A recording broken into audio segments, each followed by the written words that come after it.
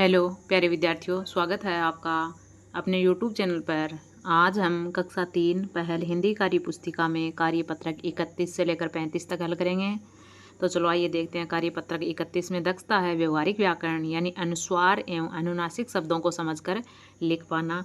पहला प्रश्न है, नीचे दिए गए शब्दों में से अनुस्वार एवं अनुनासिक वाले शब्दों को अलग अलग छांट कर खाने में लिखिए। देखो ये तो होते हैं अनुस्वार वाले और इन पे ये लगा हुआ होता है, ये होते हैं अनुनासिक। यहाँ कुछ शब्द दिए हुए हैं, ये इनको देखो, नीचे दो खाने हैं, अनुस्वार और अनुनासिक। ये अनुस्वार वाले इसमें लिखने हैं, देखो बंदर, शक्कर, शंकर, संदूक, चंदन, ठंडक, गंदा, बांट, चंचल, बंधन, झंडा, बंदूक, संगीत, मयंक। और अनुनासिक ये हैं, देखो यहाँ पर आँख, आंगन, कांच, धुआं, पाँव, पाँच, माँ, पहुँच, चांद, कुआ, गांव। ये जो चंद्र बिंदु वाले होते हैं इनको अनुनासिक बोलते हैं और ये ऊपर जो अनुस्वार लग रहा है ये अनुस्वार वाले हैं। नीचे दूसरा प्रश्न है, चित्र देखकर उसका नाम लिखिए। देखो ये है आँख, यानी ये अनुनासिक शब्द है, और ये झंडा तो ये अनुस्वार शब्द है। यहाँ पर कंघा, ये क्या है, कंघा, तो ये अनुस्वार वाला शब्द है।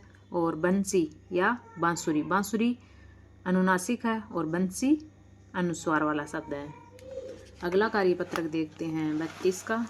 32 के कार्यपत्रक में दक्षता है व्यवहारिक व्याकरण, शब्दों तथा वाक्यों को पढ़कर लिंग की समझ विकसित कर पाना। देखो पहला प्रश्न है, इसमें नीचे दिए गए संबंधों को उनके सही जोड़े के साथ रेखा खींचकर मिलाइए। अब देखो यहाँ पर दादा का दादी, नाना का नानी, चाचा का चाची, और मामा का मामी, मौसा का मौसी। ये इनके लिंग परिवर्तन हो रहे हैं, पिता का माता, पति का पत्नी, और ताऊ का ताई।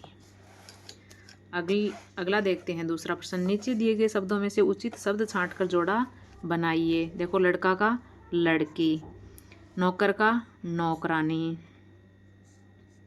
राजा का रानी, लेखक का लेखिका, और ऊंट का ऊंटनी।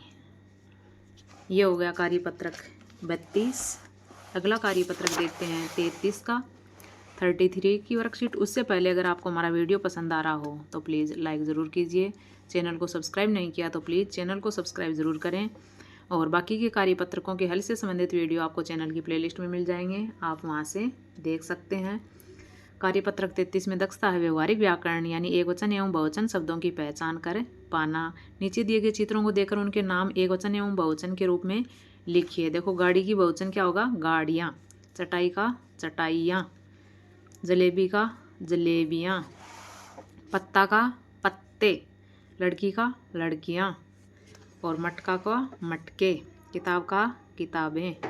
दूसरा प्रश्न है, नीचे दिए गए शब्दों में गाड़ी शब्द जोड़कर नए शब्द बनाइए तथा उनके बहुवचन भी लिखिए। देखो बैल का बैलगाड़ी हो गया, फिर बैलगाड़ी का बहुवचन बैलगाड़ियाँ हो गया।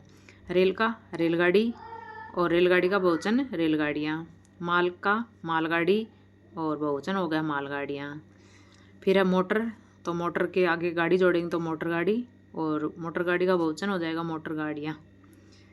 अगला है घोड़ा, घोड़ा गाड़ी, और घोड़ा गाड़ी का बहुवचन घोड़ा गाड़ियाँ।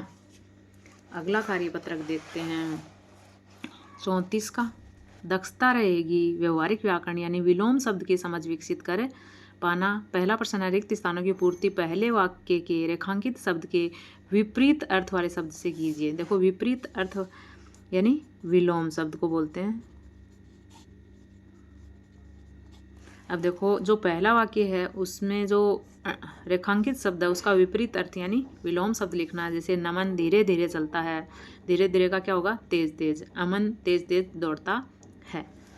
बड़ का पेड़ बड़ा होता है, और बड़ा का विलोम छोटा। नींबू का पेड़ छोटा होता है। जल्दी उठना अच्छी आदत है, अच्छी का विलोम बुरी। देर से उठना बुरी आदत है। दिन में उजाला रहता है, तो उजाला का विलोम शब्द अंधेरा। रात में अंधेरा रहता है।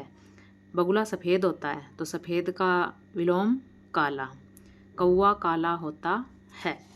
अगला है दूसरा प्रश्न, नीचे दिए गए शब्दों के विलोम शब्द लिखिए। देखो, प्राचीन का नवीन, दुख का सुख, भीतर का बाहर, हंसना का रोना, जन्म का मृत्यु, इधर का उधर, न्याय का अन्याय, अविश्वास का विश्वास। ये हो गए विलोम शब्द। अगला कार्यपत्रक देखते हैं हम 35 का। 35 के कार्यपत्रक में दक्षता रहेगी गद्यांश अथवा पद्यांश को पढ़कर उत्तर दे पाना। ये देखो क्या है, बकरी है यहाँ पर छत के ऊपर। पहला प्रश्न है, नीचे दी गई कविता को पढ़कर प्रश्नों के उत्तर लिखिए। देखो, बकरी हमारी कितनी प्यारी, चुनमुन चुलबुल सबसे न्यारी, झट से छत पर वो चढ़ जाती, कितनी मीठी वो मिमी आती। छत पर चढ़ी हुई है। अब यहाँ पर देखो, ऊपर दी गई कविता में ब वर्ण वाले शब्दों को लिखिए। अब देखो, इसमें ब वर्ण वाले, एक तो ये है बकरी, एक ये है चुलबुल में ब आया है, सबसे इसमें ब आया और कहीं नहीं आया। देखो, तो इन तीनों को लिख देंगे, बकरी, चुलबुल और सबसे। फिर दूसरा, कविता में आए हुए र वर्ण वाले शब्द लिखिए। अब देखो, र वर्ण वाले, एक तो बकरी है, एक हमारी है, एक प्यारी है, एक न्यारी है। तो देखो, ये लिखेंगे हम, बकरी, हमारी, प्यारी और न्यारी। अगला है दूसरा प्रश्न, नीचे दिए गए वाक्यों को पढ़कर खाली स्थान भरिए। हाथी बड़े डिलडोल का जानवर है, इसकी 4 टांगे खंबे जैसी और 2 कान पंखे जैसे लगते हैं, इसकी एक लंबी सूंड होती है, इसका भोजन गन्ना और पेड़ों की पत्तियां आदि होता है। हाथी का भोजन क्या होता है? गन्ना और पेड़ों की पत्तियां। हाथी के कान जैसे, देखो कान कैसे हैं? 2 कान पंखे जैसे, तो हाथी के कान जैसे पंखे। हाथी की टांगे कैसी हैं? देखो 4 टांगे खंबे जैसी, तो हाथी की टांगे जैसे खंबे। अगला, हाथी का भोजन, देखो यहाँ पर आया गन्ना और पेड़ों की पत्तियाँ, ये दोनों लिख देंगे यहाँ पर। ये थे कार्यपत्रक 31 से लेकर 35 तक। वीडियो अच्छी लगी हो तो प्लीज़ लाइक का बटन ज़रूर दबा दीजिए, और चैनल को सब्सक्राइब नहीं किया अगर पहली बार आए हैं तो प्लीज़ चैनल को सब्सक्राइब ज़रूर कीजिए और अपने दोस्तों के साथ शेयर कीजिएगा। बाकी के कार्यपत्रकों के हल से संबंधित वीडियो आपको चैनल की प्लेलिस्ट में मिल जाएंगे, आप वहां से देख सकते हैं। ऐसे ही अपना प्यार और सपोर्ट आगे आने वाले वीडियो में बनाए रखिएगा। वीडियो देखने के लिए आपका बहुत बहुत बहुत धन्यवाद। Thank you.